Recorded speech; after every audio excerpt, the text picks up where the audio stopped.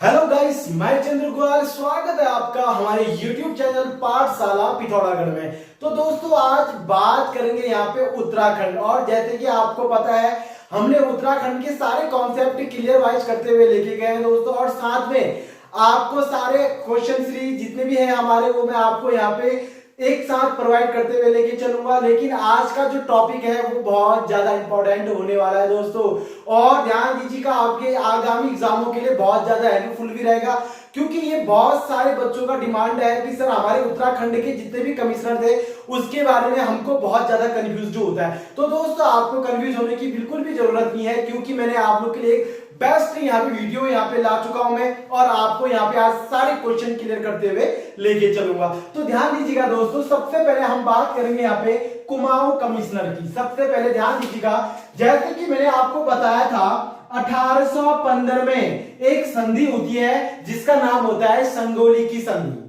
ये आपको पता होगा, सिंगोली की जो संधि होती है 1815 में। अब इसका डेट कहीं पे 27 अप्रैल दिया है, कहीं पे 2 दिसंबर दिया है, और कहीं पे 25 नवंबर दिया है दोस्तों। जो सिंगोली की जो डेट है, यानी कि 1815 कभी 27 तारीख दे देता है 27 अप्रैल, या कभी 2 दिसंबर दे देता है, या कभी 25 नवंबर दे देता है दोस्तों। तो आपको अगर इन तीनों डेटों में से कोई भी अगर आपके एग्जाम में ऑप्शन में वाइज आता है तो ध्यान दीजिएगा, आप लोग टिक मार दीजिएगा उसमें, और डेट आपका सन एक ही होगा 1815 में। 1815 में जब सिंगोली की संधि होती है तो उस समय 1815 में जब सिंगोली की संधि होती है दोस्तों, तो उस समय अंग्रेज प्रशासन और गोरखा शासन के बीच में एक समझौता होता है, और समझौता के उससे ही पूरे उत्तराखंड में कुमाऊं और गढ़वाल में वो जगह छोड़कर चले जाते हैं। कौन? गोरखा शासक दोस्तों। उसके बाद में आपको मैंने कल भी बताया था कि 1816 में सिंगोली की संधि को स्वीकार किया जाता है। इस सिंगोली की संधि कब होती है? 1815 में, और स्वीकार कब होता है? 1816 में दोस्तों।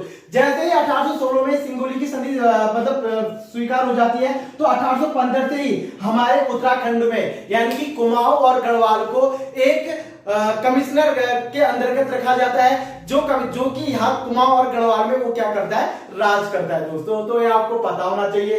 तो यहाँ पे बात ध्यान दीजिएगा दोस्तों, मैं यहाँ पे आपको बता दूं कि हमारे वहां जब 1815 में कुमाऊं कमिश्नर की क्या हुई थी? स्थापना हुई थी, यानी कि कुमाऊं कमिश्नर को रखा गया था कुमाऊं और गढ़वाल में, एक राज्य को छोड़कर, जो था टिहरी राज्य दोस्तों, जिसको हम कहते हैं टिहरी रियासत। टिहरी रियासत को छोड़कर बाकी सब रेगुलेटिंग एक्ट के अंतर्गत रखा गया था अंग्रेजों द्वारा। और वहां पे कुमाऊं कमिश्नर की क्या कर दी थी? कुमाऊं और गढ़वाल कमिश्नर की क्या कर दी थी? यहाँ पे शुरुआत कर दी थी दोस्तों। तो ये आपको पता होना चाहिए। अब ध्यान दीजिएगा, मैंने आपको कहा कि पहले कुमाऊं कमिश्नर कौन थे। सबसे पहले ध्यान दीजिएगा, तो ये थे आपके, देखिएगा, ई गार्डनर दोस्तों। ई गार्डनर पहले कुमाऊं कमिश्नर थे, ये ध्यान दीजिएगा। लेकिन कुमाऊं कमिश्नर की जो स्थापना हुई थी वो हुई थी 1839 में। ये ध्यान दीजिएगा आप लोग कि 1839 में कुमाऊं कमिश्नर की स्थापना की गई थी। लेकिन कुमाऊं कमिश्नर जो पहला रखा गया था कुमाऊं में, तो वो किसको रखा गया था? यहाँ पे ई गार्डनर को दोस्तों। ये आपको पता होना चाहिए। उसके बाद मैंने आपको बताया कि 1839 में जब कुमाऊं कमिश्नर की जब गठन किया गया, तो इसका पुनः निर्माण कब किया गया? यानी पुनः गठन, यानी इसको जो भी 2-4 जो राष्ट्र थे उसको एकत्रित करके, यानी कि जो भी हमारे जिले थे, जैसे देहरादून हो गया आपका, देहरादून को सहारनपुर के अंतर्गत रखा गया। तो ये जितने भी इनको एक पुनः गठन करके 1892 में क्या कर दिया गया? फिर दोबारा इसका पुनः गठन किया गया। तो ध्यान दीजिए कि कुमाऊं कमिश्नर की स्थापना कब हुई थी? 1839 में। कुमाऊं कमिश्नर पहले कमिश्नर कौन थे? ई गार्डनर। लेकिन ये कब बने थे? 1815 में दोस्तों। ये आपको पता होना चाहिए। उसके बाद मैंने कहा 1892 में पुनर्गठन करके नैनीताल, अल्मोड़ा को अलग अलग एक डिस्ट्रिक्ट बनाया गया, देहरादून को सहारनपुर के अंतर्गत रखा गया। तो इस टाइप की जो रीजन रखे गए थे दोस्तों, तो ये था हमारा पुनर्गठन। तो ये आपको पता चल चुका होगा। अब एक बात ध्यान देने योग्य ये है कि कुमाऊं कमिश्नर की तो हमने बात कर दी यहाँ पे। तो फर्स्ट कुमाऊं कमिश्नर मैंने आपको बता भी दिया कि ई गार्डनर फर्स्ट कुमाऊं कमिश्नर थे। लेकिन टोटल कितने कुमाऊं कमिश्नर थे? तो आज हम इसके बारे में डिस्कस करेंगे। तो टोटल हमारे पास 24 कुमाऊं कमिश्नर थे दोस्तों। कुमाऊं कमिश्नर टोटल कितने थे हमारे 24 कुमाऊं कमिश्नर थे। 1815 से लेकर 1947 तक भारत उत्तराखंड में यानी कुमाऊं और गढ़वाल में कौन कौन कमिश्नर रहे उसके बारे में हम छोटा सा यहाँ पे डिस्कस करेंगे। और जिस तरह से आपसे एग्जामों में पूछा जाता है क्वेश्चन तो उसके बारे में भी मैं आपको यहाँ पे क्लियर रूप से बताते हुए लेके चलूंगा दोस्तों। तो ध्यान दीजिएगा आप लोग, मैंने कहा आपसे कि फर्स्ट कौन है कुमाऊं कमिश्नर ई गार्डनर 1815 से लगभग 1816 तक रहे। और अंतिम कमिश्नर कौन थे हमारे के एल मेहता। ये ध्यान दीजिएगा के एल मेहता जी अंतिम कुमाऊं कमिश्नर थे। और ये एग्जाम में पूछा गया क्वेश्चन है दोस्तों 2016, 17, 18 के ग्रुप सी के क्वेश्चनों में पूछा गया था कि कुमाऊं के अंतिम कमिश्नर कौन थे। तो कौन थे आपके के एल मेहता, जिनका कार्यकाल 1947 से लगभग 1948-49 तक रहा था दोस्तों। तो ये आपको क्लियर हो जाना चाहिए। अब देखिएगा पहले तो आपको मैंने जो यहाँ पे कुमाऊं कमिश्नर लिखाए हैं उनमें से 1 से लेकर 5 से 6 के बीच में बहुत ज्यादा इंपॉर्टेंट है जहां से हमारे एग्जामों में पूछे जाते हैं दोस्तों।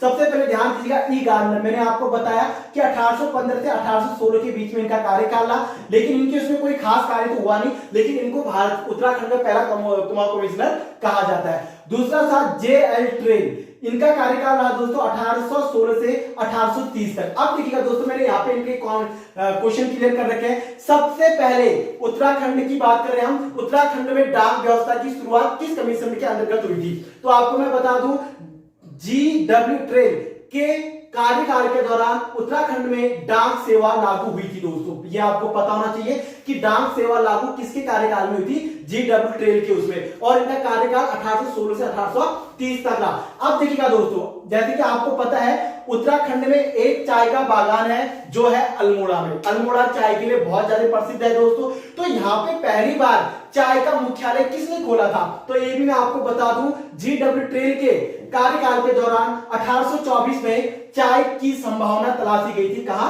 अल्मोड़ा में दोस्तों, ये आपको पता होना चाहिए। तो चाय की जो संभावना यानी कि चाय का मुख्यालय भी बनाया गया था 1824 में, कहा हमारे अल्मोड़ा में दोस्तों। उसके बाद है तीसरा कमिश्नर कर्नसल गोयल। सबसे पहले ध्यान दीजिएगा कर्नसल गोयल जो थे उनका कार्यकाल 1830 से 1839 के बीच में रहा है दोस्तों। 1830 से 1839 के बीच में रहा। अब इनके समय क्या क्या हुआ था दोस्तों, देखिएगा मैंने जैसे आपको बताया कि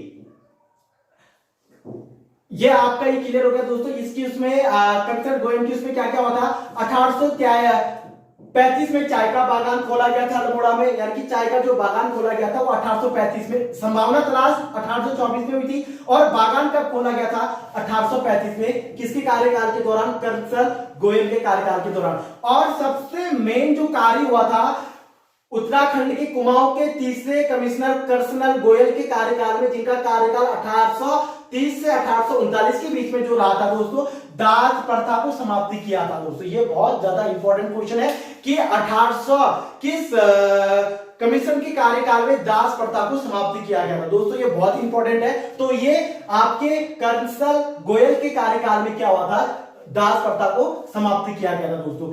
उसके बाद मैं आपको फिर बता दूं तीसरा यानी कि चौथा बहुत ज्यादा इंपॉर्टेंट है लूसी गठन। ये बहुत बार पूछा जाता है दोस्तों, लूसी गठन के कार्यकाल में क्या क्या हुआ है। तो देखिएगा पहले तो इनका कार्यकाल है 1839 से 1847 तक। और 1839 से 47 के बीच में इन्होंने सबसे पहले रेगुलेशन का दर्जा दिया था। रेगुलेशन मतलब सबको समान दर्जा दिया गया था।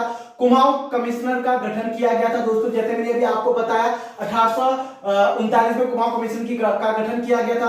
और 1844 में ऊपरी गंगा नहर का निर्माण किया गया था, यानी कि जो गंगा नहर का जो निर्माण करने वाला पहला कौन से शासक था, तो आपको पता होना चाहिए लूसी गठन की उसमें ये कार्यकाल शुरू हुआ था दोस्तों। और उत्तराखंड में शांति काल का भी गठन किया गया था, इन्हीं के कार्यकाल में किया गया था उत्तराखंड में शांति काल का गठन। और 1844 में ऊपरी गंगा नहर का यहाँ पे निर्माण किया था। तो ध्यान दीजिएगा लूसी गठन के कार्यकाल में क्या क्या हुआ है, 1839 से 47 तक का कार्यकाल रहा है। उसके बाद उन्होंने रेगुलेशन एक्ट को दर्जा दिया, कुमाऊं कमिश्नर का गठन किया, 1844 में ऊपरी गंगा का नहर का निर्माण किया और उत्तराखंड में शांत काल का क्या किया यहाँ पे इन्होंने गठन किया दोस्तों। तो इतने कार्यकाल, इतने जो कार्य हो रखे हैं वो लूसी गठन के अंतर्गत हुए हैं दोस्तों। उसके बाद बात करें यहाँ पे जे.एन. वेंटन की, तो जे.एन. वेंटन के कार्यकाल है 1848 से 1856 तक। तो इनके कार्यकाल में मैं आपको बता दूं दोस्तों, इनके कार्यकाल में 1848 से 56 में 1854 से यहाँ पे यानी कुमाऊं कमिश्नर अल्मोड़ा से हटाकर नैनीताल लाया गया दोस्तों, ये आपको पता होना चाहिए। यानी कि जो कुमाऊं कमिश्नर का जो मुख्यालय था उसको अल्मोड़ा से हटाकर कहां लाया गया, नैनीताल। ये बहुत बार पूछा गया क्वेश्चन है दोस्तों ये कि किस कमिश्नर के कार्यकाल में अल्मोड़ा से मुख्यालय हटाकर नैनीताल लाया गया। तो मैं आपको बता दूं दोस्तों, जे.एन. वेंटन के कार्यकाल में कुमाऊं का जो मुख्यालय था उसको अल्मोड़ा से हटाकर नैनीताल लाया गया दोस्तों। उसके बाद ध्यान दीजिएगा, ये कार्यकाल हुआ और सबसे मेन है सर हेनरी रैमजे। ये बहुत इंपॉर्टेंट क्वेश्चन है दोस्तों, इसको आप लोग इंपॉर्टेंट टिक मार दीजिएगा और ये क्वेश्चन आपके हर एग्जाम में लगभग पूछा ही जाता है कि 1857 की क्रांति में 1857 की क्रांति में कुमाऊं की कमिश्नर कौन थे। ये बहुत बार पूछा गया दोस्तों। तो ये कौन था आपका, sir Henry Ramsay. Sir Henry Ramsay Kumaon के उस समय कमिश्नर थे जब 1857 की क्रांति पूरे भारत में चल रही थी। और कहा जाता है दोस्तों कि इनके बुद्धिमत्ता से, यानी कि इनके पास ऐसा दिमाग था दोस्तों कि ये अंडरग्राउंड होने के बाद भी इन्होंने पूरे उत्तराखंड में 1857 की क्रांति को विफल किया था। ये बहुत बार पूछा भी जाता है कि 1857 की क्रांति को उत्तराखंड में विफल किस गवर्नर ने या किस कमिश्नर ने किया था। तो ये किया था सर हेनरी रैमजे दोस्तों।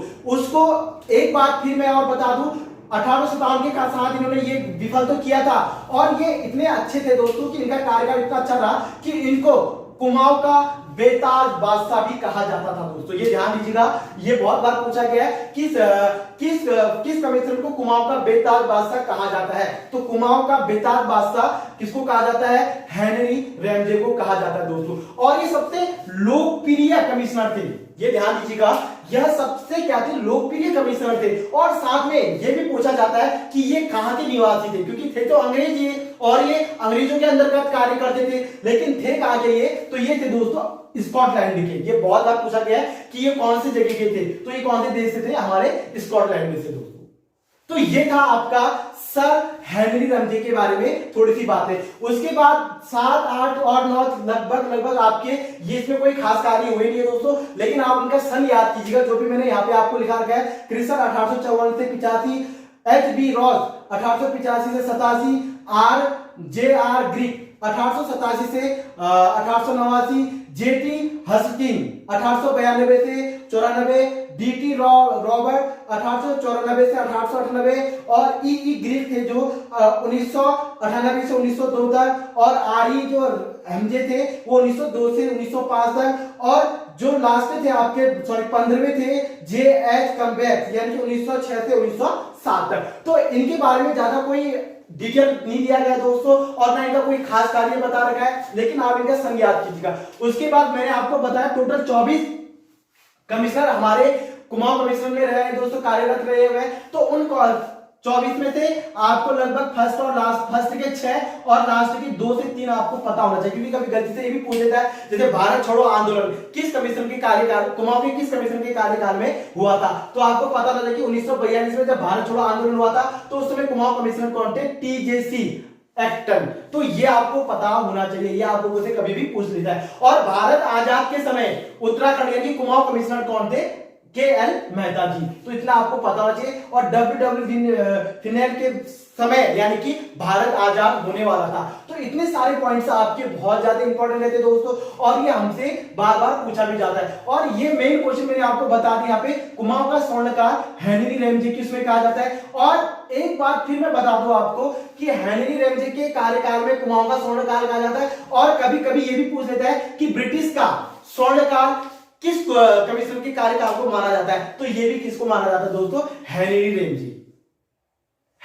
रैमजे। तो ये थे दोस्तों हमारे कुमाऊं कमिश्नर के थोड़ी सी डिटेल, और ये आपको सबसे बेस्ट वीडियो बना के दिया है दोस्तों। ये किसी भी वीडियो में आपको पूरी जानकारी नहीं दी हुई होगी, मैंने आपको पूरी जानकारी यहाँ पे दे दी है। अगर यहाँ पे कहीं पे मेरे से त्रुटियां होंगी तो दोस्तों आप मुझे कमेंट बॉक्स में जरूर बताइएगा, ताकि मैं आने वाली वीडियोस में आपको वो बता सकूं यहाँ पे। तो अगर वीडियो आपका अच्छा लगा दोस्तों, शेयर करना, सब्सक्राइब करना और लाइक करना बिल्कुल भी ना भूलिएगा, ताकि हम आपको ऐसी वीडियो यहाँ पे प्रोवाइड करते रहे। जय हिंद, जय भारत, जय उत्तराखंड।